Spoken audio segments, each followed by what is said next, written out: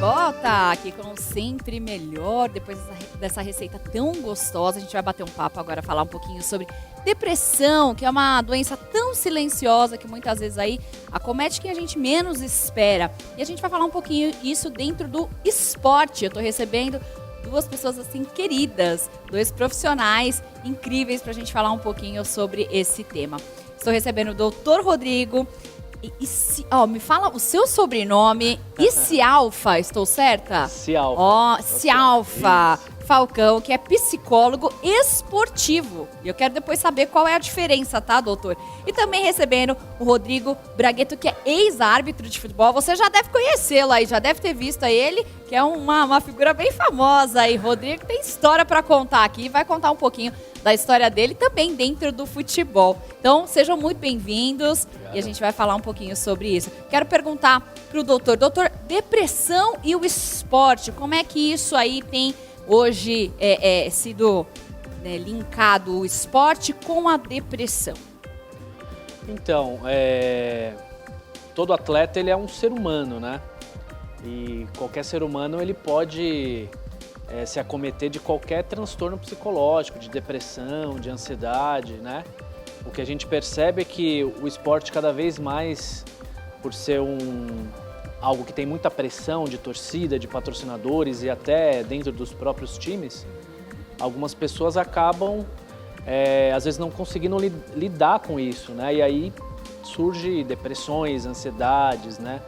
Então isso pode acontecer com qualquer pessoa, em qualquer profissão, inclusive no esporte, com os atletas, com os árbitros, enfim, treinadores.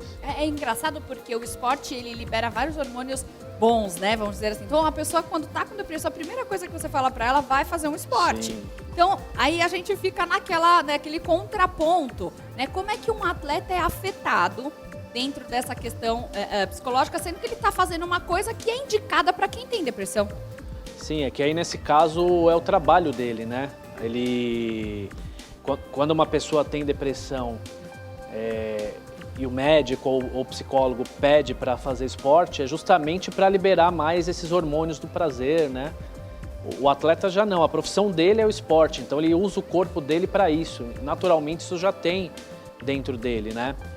Mas aí são questões externas, geralmente, que acometem os atletas a ter esse tipo de problema, né? Então, às vezes, são questões familiares, questões até do grupo, questões, né, que aí eles acabam tendo esse tipo de problema em alguns casos, né? Agora eu vou falar com o seu xará, Rodrigo também. Rodrigo, que é ex-árbitro, né? Que passou por uma situação aí de depressão. E eu quero que você me conte um pouquinho como é que foi a tua jornada para você superar tudo isso. Bom, primeiro, né, na verdade, obrigado pela oportunidade de poder falar, né?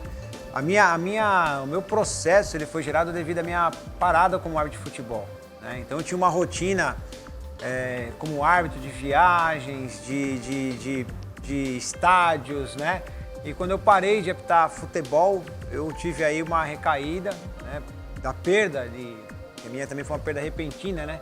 Não foi como eu gostaria de ter parado. A Federação Paulista e a CBF acharam por uma denúncia infundada, me tiraram de um jogo da grande final, então ali já foi um primeiro momento, que foi um momento traumático, vamos dizer assim.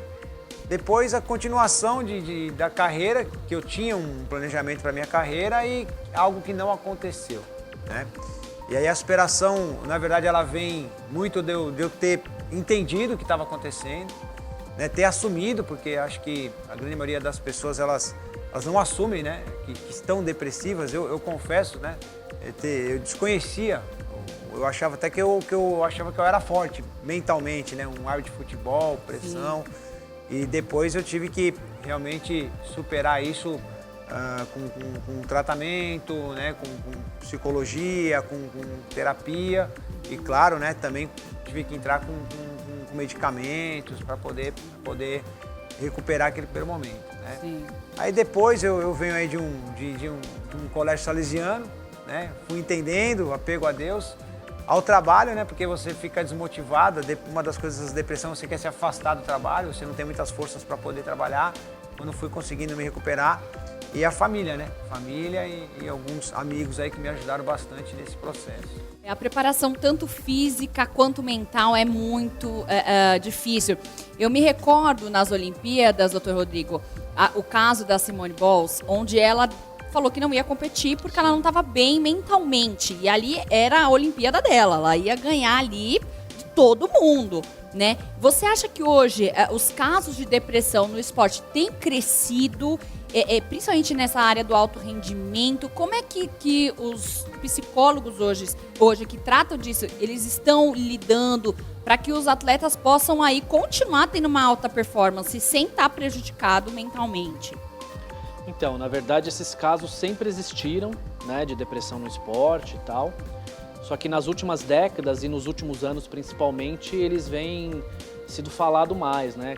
Você citou a Simone Biles, mas tem outros exemplos, inclusive aqui no Brasil. O que a gente defende é que antes da performance, a gente tenha que trabalhar a saúde mental dos atletas, né? Então, não adianta o atleta conseguir grandes resultados se ele não tiver uma boa saúde mental. Então, as duas coisas, elas têm que andar lado a lado, né? É imprescindível para qualquer profissão, inclusive para o esporte, você ter uma boa saúde mental para conseguir seus objetivos, para performar bem, né? Para conseguir, enfim, títulos, etc. Não é fácil. A missão aí, tanto de quem apita, de quanto, né, quem está ali por trás dos bastidores, cuidando da saúde dos atletas. E, Rodrigo, por exemplo, para você, né, você deve ter recebido muitos xingamentos por aí, né? Que a gente sabe que o árbitro entrou no campo, ele já é o primeiro que o pessoal já chama a atenção ali. Para você lidar com essas críticas, era tranquilo? Isso nunca foi para você uma questão que te batia de frente? Ou quando um jogador que você considerava ali, você fala, nossa, esse cara, eu gosto desse cara e tal, e ele vinha pra cima de você, em algum momento você fala, poxa vida, é aquela frase, nunca conheça seus heróis, né? Aquela coisa. Isso te batia, assim, de alguma forma, ao ponto de você se sentir ali meio pra baixo, ou não? Foi realmente só a questão mesmo de quando você foi tirado da tua profissão? Não, e quanto a isso não, mas durante a carreira a gente vai vivenciando essas situações, né? Não é fácil quando você vai para um grande jogo que você não vai bem, que você erra, não marca um pênalti, claro, né? E depois você vai assistir o programa de TV, seja no domingo à noite, na segunda durante o dia, né? E eu digo que ali é onde você realmente começa a ver que o negócio é duro, porque ninguém fala bem, né? Quando você vai bem num jogo, ninguém lembra do árbitro. Você ficava assistindo os programas do esporte? Sim, a gente assiste. Porque primeiro a gente quer ver o que as pessoas vão falar, né? Depois você quer ver o lance, porque na hora do jogo na época não tinha o VAR, não tinha como ver na televisão. Não tinha como hoje que você consegue ver o que você fez, né? Nós apitávamos e terminávamos o jogo e não sabíamos o que tínhamos feito. Então você, nos programas de TV, você ia ver o lance, a interpretação do lance e alguns que você ouvia falar que não tinha como, né? E depois a superação que você tem que ter para um próximo jogo. Depois de um determinado momento da minha carreira, eu não via mais. Não vou nem ver, porque eu já sei o que vai acontecer, porque não compensa, né? E assim, a autocrítica do árbitro, né? Nós, como árbitros, eu agora ex-árbitro, mas é o que mais sabe que errou. A gente sabe que errou, a gente tem uma vontade de fazer um próximo jogo para poder se superar, de melhorar, mas na televisão, né, era aquele momento. E de verdade, as pessoas não conhecem você como um ser humano, né? Conhecem você como um árbitro apitando, né? E depois, quanto aos jogadores que você supostamente tem como heróis ou como ídolos, né? Graças a Deus aí já não. Aí já o árbitro ele é uma autoridade máxima no jogo. A grande maioria dos atletas, mesmo os mais famosos, eles sabem que ali eles estão à frente de uma autoridade máxima, né? O árbitro é a autoridade que tem que respeitar. Então, graças a Deus, eu não tive problemas assim quanto a esse lado aí de conhecer o meu herói. Foi muito pelo contrário. Hoje eu sou amigo deles, nunca imaginei que pudesse, como árbitro, ser amigo deles. E a grande maioria, a gente tem um respeito bacana, participa de alguns eventos de ex-árbitros, né? Que a gente vai como ex-árbitro, dos ex-atletas, participo também com eles. Então, essa é uma experiência que foi bacana. E doutor Rodrigo, agora falando um pouquinho aí, como é que a gente consegue identificar que um atleta está entrando em depressão? Então, não é fácil. É por isso que a gente defende que tem que ter um profissional de saúde mental numa comissão técnica, né? Porque a depressão, ela não é só a tristeza. Às vezes ela vem com uma irritabilidade, com mau humor, tem alguns sintomas e sinais que as pessoas apresentam, né? E cada pessoa, às vezes, reage de uma forma diferente. Então, um olhar profissional que vai saber distinguir o que é, né? Então, às vezes tem pessoas que ficam muito tristes, muito caladas, que seriam, digamos, os sintomas mais naturais, mais conhecidos, né, do grande público. Mas tem pessoas que ficam extremamente irritadas e ansiosas também, né, que não tem muito essa questão da tristeza, né? E aí elas acabam se desmotivando, acabam perdendo a performance, né? No esporte, no trabalho, enfim. Então tem alguns sintomas que a gente consegue identificar. Você acha que o tratamento melhor é afastar esse atleta no momento ou não tirar ele do campo que ele está fazendo, não tirar a atividade dele ali no momento? Ou é cada caso é um caso? Depende, cada caso é um caso, exatamente. Há casos em que é necessário, de repente, um afastamento, né, um tratamento, enfim.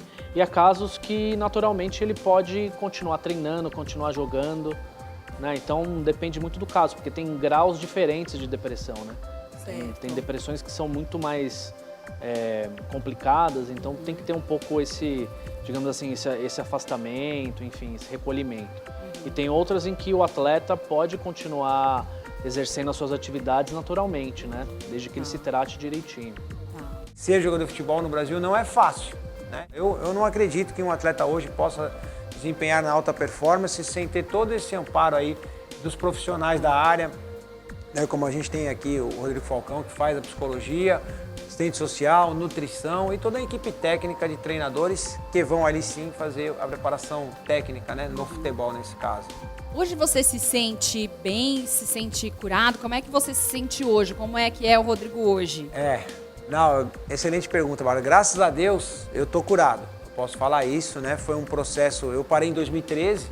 Esse processo foi um processo, a data a gente guarda bem, 17 de maio de 2013, né? Então a gente está falando de praticamente 9 anos. Hoje eu tô curado, hoje eu me sinto muito bem, né? A função hoje que eu exerço ajudou muito nesse processo de cura. Poder estar ainda relacionado ao futebol, vivenciando, né? Hoje eu levo os meninos jogarem. Antes eu levava eu como árbitro para apitar o jogo. Eu era né, um personagem do jogo. Hoje eu levo esses meninos. Então, esse envolvimento com esses meninos, as viagens, estar perto do jogo, né, estar de alguma forma vivenciando o jogo, me ajudou nesse processo. Muito legal. E, doutor Rodrigo, eu acho que hoje o que acontece nos jovens, né, a gente tem as possibilidades e as expectativas. E eles colocam toda a expectativa dentro de um sonho. E muitas vezes, quando a gente trabalha com a possibilidade, a chance da gente se frustrar é muito menor. Porque se não aconteceu, é só uma possibilidade, ela ainda pode acontecer.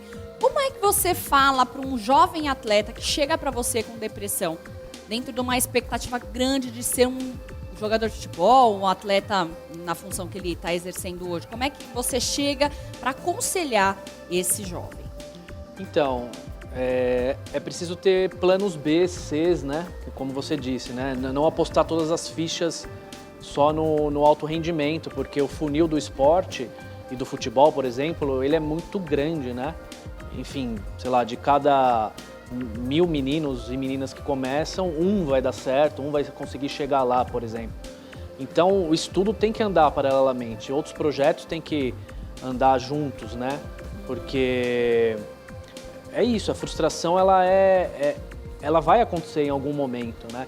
E aí tem questões de lesão também no meio do caminho. Às vezes um atleta, ele pode ter todas as qualidades físicas, mas de repente ele se lesiona, uma lesão grave, isso pode interromper a carreira, pode limitá-lo.